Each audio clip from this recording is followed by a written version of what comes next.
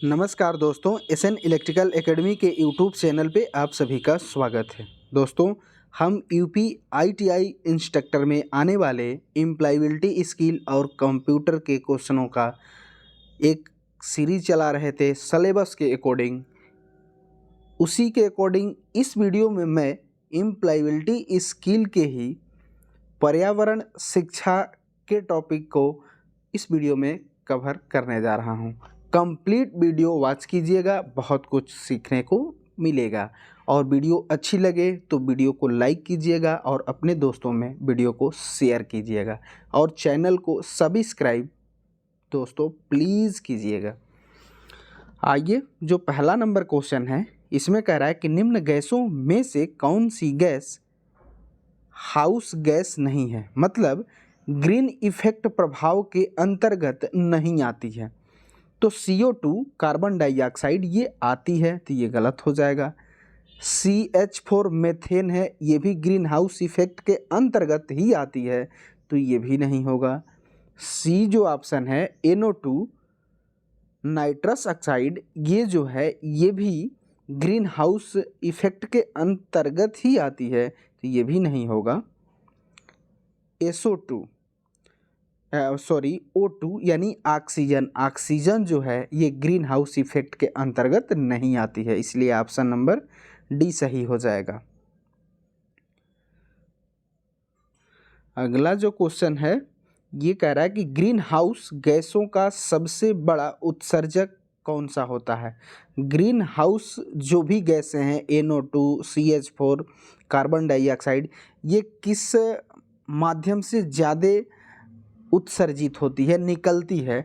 कृषि से ज़्यादा नहीं निकलती है लेकिन ज़्यादा नहीं, क्योंकि धान के खेतों में जब धान की कटाई हो जाती है तो उसमें जब बरसात होती है तो उसमें से मीथेन गैस निकलती है, तो कम मात्रा में। तो मुख्य रूप से बड़ा उत्सर्जक ये नहीं है। कूड़ा करकट ये भी बड़ा उत्सर्जक नहीं होता है। ऊर्जा जो होता है एनर्जी, जिससे कि हमारे जितने भी इंडस्ट्रियल एरिया में एनर्जी सोर्सेज हैं उसके द्वारा ग्रीन हाउस इफेक्टिव गैसें उत्सर्जित होती हैं, तो ये एनर्जी सोर्स होगा ग्रीन हाउस इफेक्ट का सबसे बड़ा एरिया, इसलिए ऑप्शन नंबर सी सही हो जाएगा। अगला जो क्वेश्चन है ये कह रहा है कि ग्लोबल वार्मिंग का कारण क्या है। तो ग्लोबल वार्मिंग का कारण ही इस ग्रीन हाउस इफेक्ट गैसेज होती है। उन्हीं गैसों के कारण इस वायुमंडल का टेम्परेचर दिन पर दिन बढ़ता जा रहा है, इसी को हम ग्लोबल वार्मिंग कहते हैं। तो इसमें पूछा है कि ग्लोबल वार्मिंग का कारण क्या है, तो आप देखें कि उसमें जो गैसें आई ग्रीन हाउस इफेक्ट में वो CO2 भी था, NO2 भी था, CH4 मेथेन भी था। ऑप्शन जो ए दिया हुआ है नाइट्रोजन गैस ये नहीं होगी। O2 CO2 कार्बन डाइऑक्साइड ये ग्लोबल वार्मिंग का एक कारण है, इसके द्वारा भी पृथ्वी का टेम्परेचर बढ़ता जा रहा है, तो ये एक कारण है, इसलिए ऑप्शन नंबर बी सही हो जाएगा।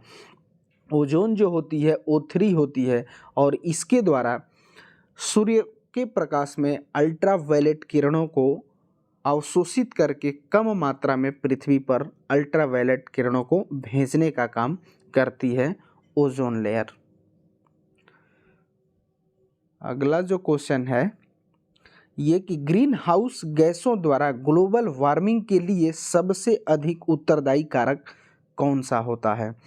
तो प्रीवियस क्वेश्चन में अभी हमने डिस्कशन किया कि ग्रीन हाउस इफेक्ट में जो गैसेज आती है वो किस माध्यम से कहाँ से ज़्यादा उत्सर्जित होती है, तो उद्योग से, इंडस्ट्रियल एरिया से ज़्यादा ग्लोबल वार्मिंग वाली गैसें जो होती है ज़्यादा निकलती है, तो वही इसका मुख्य रूप से उत्तरदायी कारक होगा। कृषि से निकलती है लेकिन उतनी नहीं निकलती, वनों की कटाई से भी होता है लेकिन उतना नहीं होता है।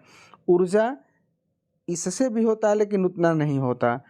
उद्योग जो होता है, उद्योग से ज़्यादा मात्रा में ग्रीन हाउस इफेक्टिव गैसें उत्पन्न होती है और इसी के कारण इस वायुमंडल का टेम्परेचर बढ़ता जाता है, जिसे हम ग्लोबल वार्मिंग कहते हैं। आप इंडस्ट्रियल एरिया में जाएंगे तो अपेक्षाकृत वहाँ का टेम्परेचर अन्य की तुलना में कुछ ज़्यादा आप अनुभव ज़रूर करेंगे।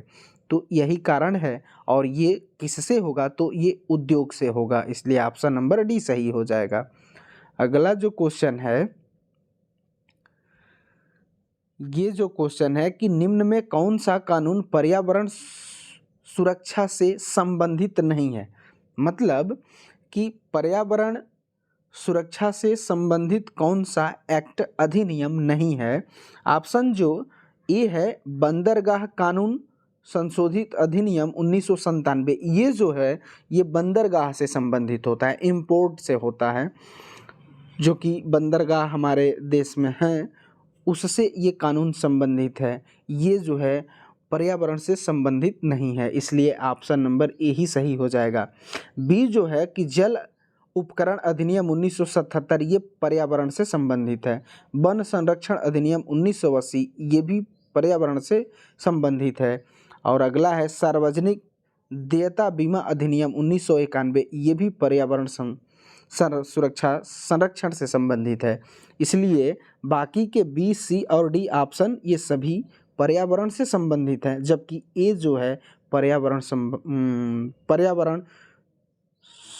संरक्षण या सुरक्षा से संबंधित नहीं है, इसलिए ऑप्शन नंबर ए सही हो जाएगा। अगला जो क्वेश्चन है, ये क्वेश्चन अच्छा है, मोस्ट है कि प्रकृति में या प्रकृति के क्लीनर्स मतलब सफाई करने वाले इनमें से कौन से होते हैं। तो इस प्रकृति के जो भी विभिन्न प्रकार के प्रदूषण, वायुमंडल प्रदूषण, रासायनिक पदार्थों के द्वारा, ये जितने भी वायुमंडल के प्रदूषण होते हैं, उसके क्लीनर्स जो होते हैं, सफाई करने वाले होते हैं, उनको हम विघटक कहते हैं। ऑप्शन जो ए है उत्पादक, उत्पादक नहीं होता। कंज्यूमर्स, ये भी नहीं होता, ये तो उपभोक्ता होता है। सी जो है विघटक, ये जो है प्रकृति के क्लीनर्स कहलाते हैं, सफाई कर्ता कहलाते हैं, इसलिए ऑप्शन नंबर सी सही हो जाएगा। अगला जो क्वेश्चन है कि नगर पालिका के कूड़े कचरे एक बड़े फर्नेस में जलाए जाते हैं, इस फर्नेस का क्या कहा जाता है। ये भी मोस्ट क्वेश्चन है। नगर पालिका के कूड़े कचरे होते हैं जो एक जगह ले जाकर के बड़े फर्नेस में, बड़े एक पात्र जैसा होता है, उसमें जलाए जाते हैं, तो उसे हम इनसिनरेटर बोलते हैं, जो कि ऑप्शन नंबर सी में दिया हुआ है, इनसिनरेटर, इसलिए ऑप्शन नंबर सी सही हो जाएगा। ये बहुत अच्छा क्वेश्चन है, इसको आप अच्छे से ज़रूर देखिएगा।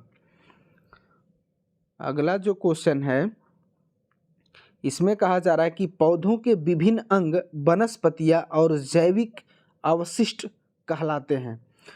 जो भी पेड़ पौधे और वनस्पतियाँ पृथ्वी के अंदर हजारों वर्षों दबे जाते हैं, तो उसके द्वारा जो अवशिष्ट पदार्थ पैदा होते हैं उन्हें हम बायोमास कहते हैं।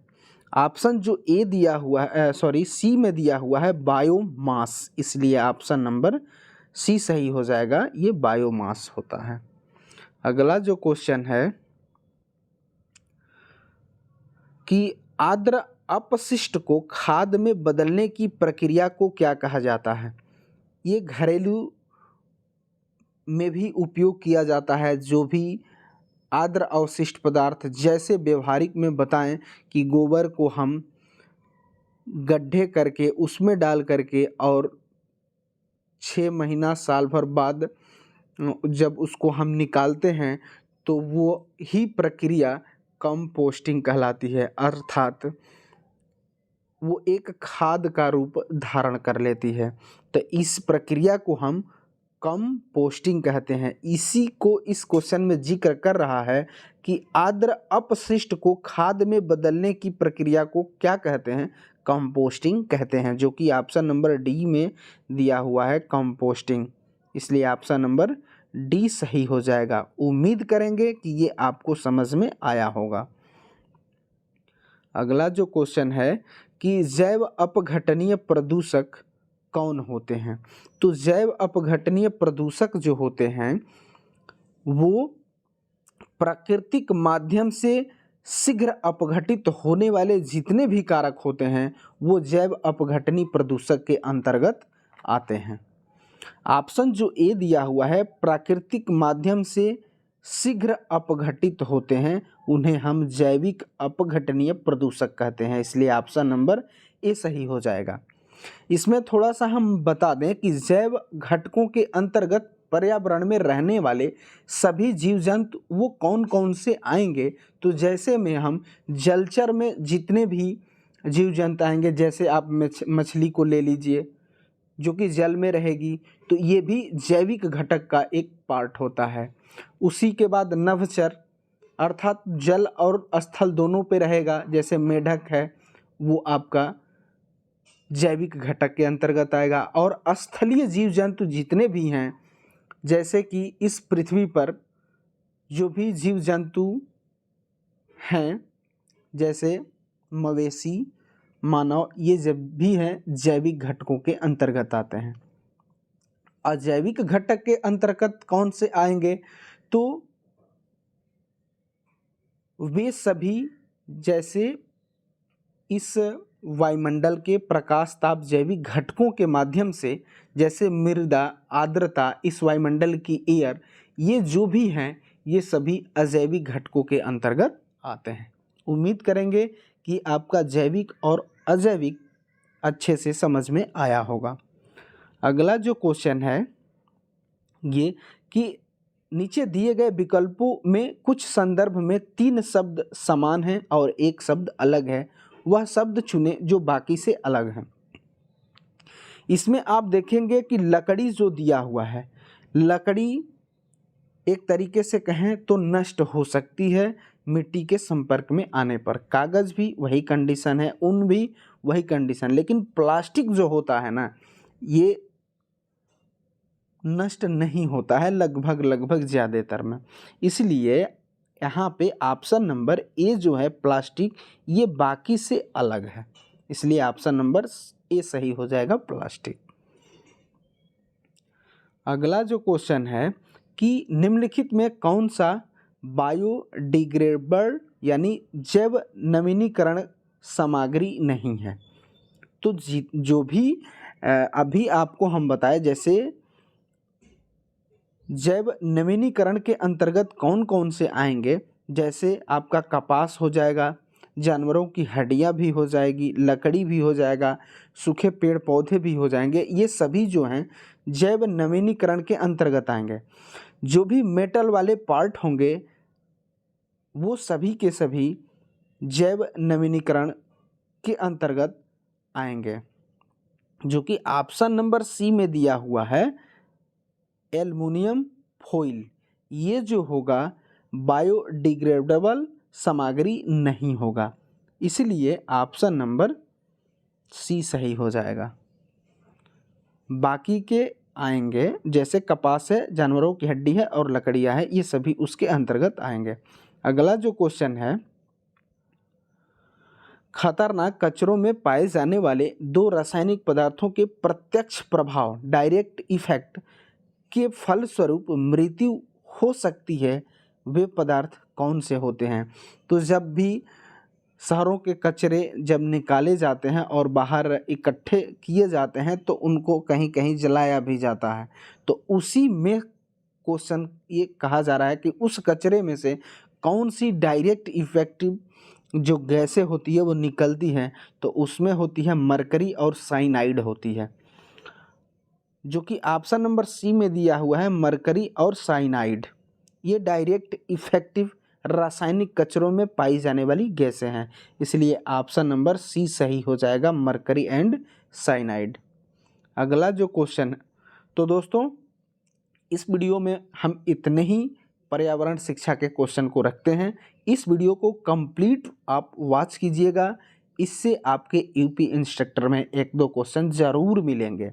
और साथ ही साथ वीडियो अच्छी लगे तो वीडियो को लाइक कीजिए और अपने दोस्तों में वीडियो को शेयर कीजिए और चैनल को सब्सक्राइब ज़रूर कीजिए। तो इस वीडियो में बस इतना ही, तब तक के लिए बाय बाय, टेक केयर।